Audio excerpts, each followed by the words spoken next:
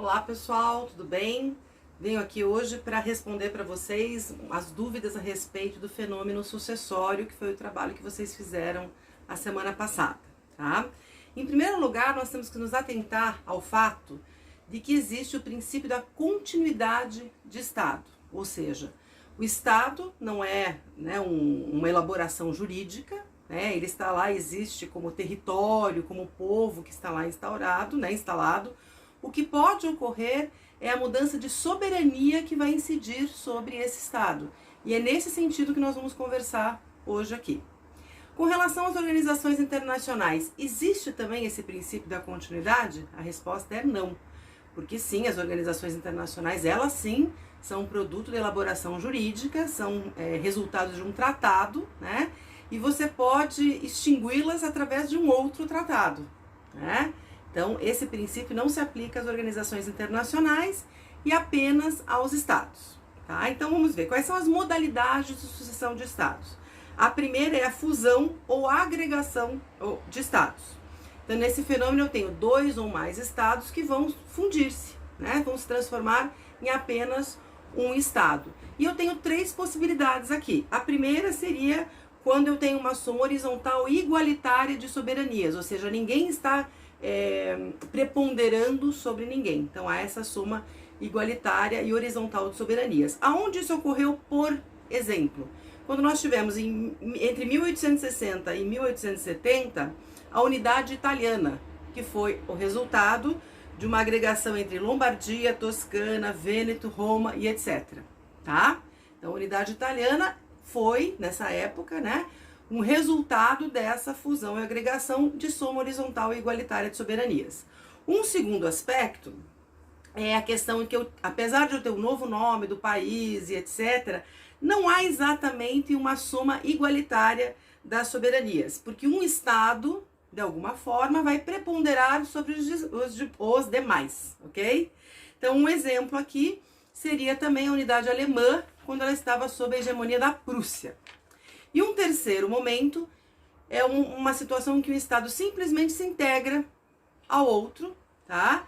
E aí, um exemplo fácil da gente entender é quando você tem a anexação de um país que anexa um território de outro país ou anexa um outro país. Esse é um bom exemplo, tá certo?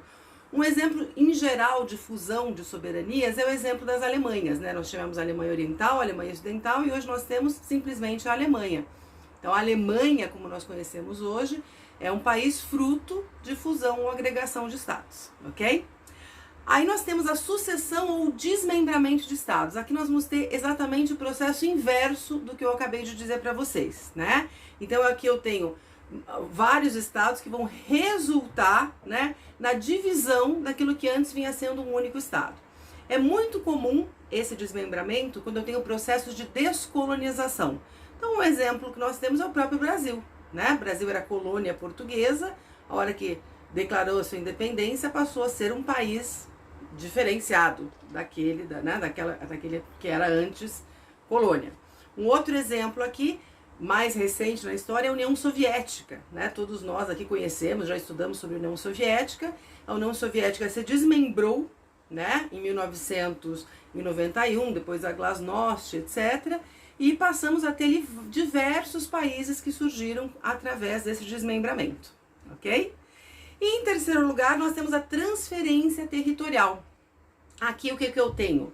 Na realidade, não é que uma soberania surge ou desaparece. O que existe vai se mudar, teremos a mudança da soberania que vai incidir sobre algum território especificamente. Um exemplo, o Alasca, né? O Alasca pertencia ao Império Russo, né? E depois os Estados Unidos compraram o Alasca do Império Russo e naquele pedacinho de terra que nós chamamos de Alasca, qual é a soberania que incide? A norte-americana.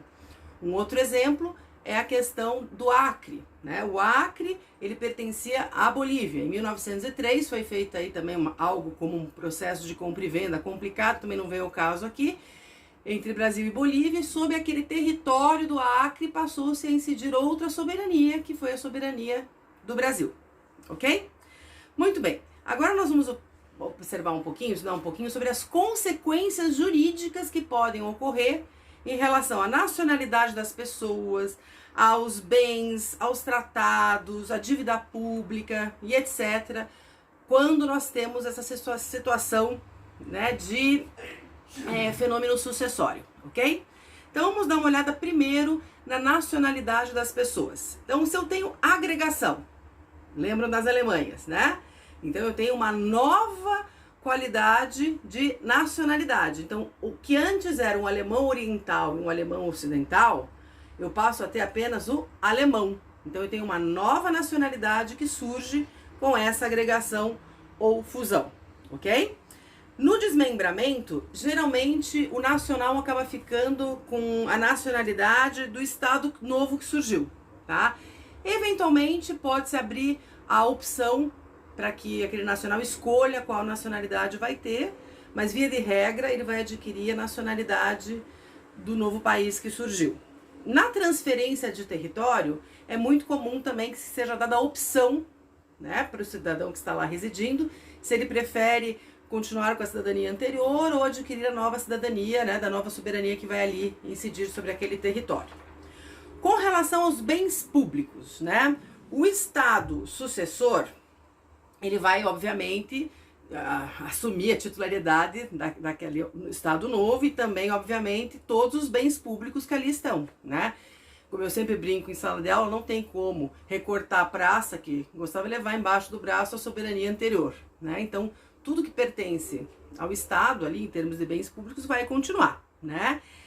Então, que a gente vai entender que o patrimônio é indissociável do território. O patrimônio público é indissociável do território. Então, a nova soberania, o Estado sucessor, assume esses bens públicos. Com relação aos arquivos públicos, aí nós podemos ter uma diferente conceituação. Eu posso ter os arquivos de gestão e os arquivos de soberania ou arquivos políticos. Então, os arquivos de gestão geralmente são passados para a nova soberania, para o novo Estado. Os arquivos políticos geralmente ficam de posse daquele país que ou que não existiu mais ou que foi embora, tá? Na questão dos tratados e da dívida externa, né? Na agregação, obviamente, todas aquelas obrigações que os estados tinham separadamente acabam sendo assumidas pelo novo Estado que surge, certo? No desmembramento e na transferência territorial, que a gente tem aqui alguns particulares. Por exemplo, entende-se que toda a dívida que foi contraída e que resultou em benefício daquele território vai ficar sob a nova gestão, né? Mas existe também um princípio aí da ponderação para se observar, né, o que realmente vale a pena, o que dá para deixar ou não para esse novo território, tá certo? Aqui também nós temos uma divisão de dívidas de Estado e dívidas de regime. As dívidas de Estado, como são em prol do bem comum, né, estão ali assumidas para a população, via de regra vão ficar com esse país fruto do desmembramento territorial. Já as dívidas de gestão são dívidas que devem ficar com o país anterior, tá? Com relação aos tratados, no desmembramento, o direito internacional entende que para o novo país que surgiu, ele vai ter assim uma espécie de, ele vai ser uma tábula rasa, ou seja, ele não vai ter tratado nenhum e vai ter que sair por aí, né, contratando novamente. Mas existem vários tratados que são abertos à adesão, então se esse país se interessa por outros tratados que ele já fazia parte anteriormente, né, enquanto estava sob a égide de outra soberania, ele vai atrás e promove a adesão e integra esse tratado dessa mesma maneira, ok? Então, por hoje, gente, queria responder rapidamente aqui para vocês as dúvidas. Se ainda assim persistirem outras dúvidas, estou à disposição de vocês. Pode me mandar por e-mail, por WhatsApp, correto? A semana que vem eu vou gravar um outro videozinho a respeito da aula que eu mandei para vocês na sexta-feira, tá? E desejo que vocês estejam todos bem. Vamos aqui juntos com criatividade, tentando aí aproveitar da melhor forma as nossas aulas, tá bom? Um grande beijo, tô com saudades. Tchau!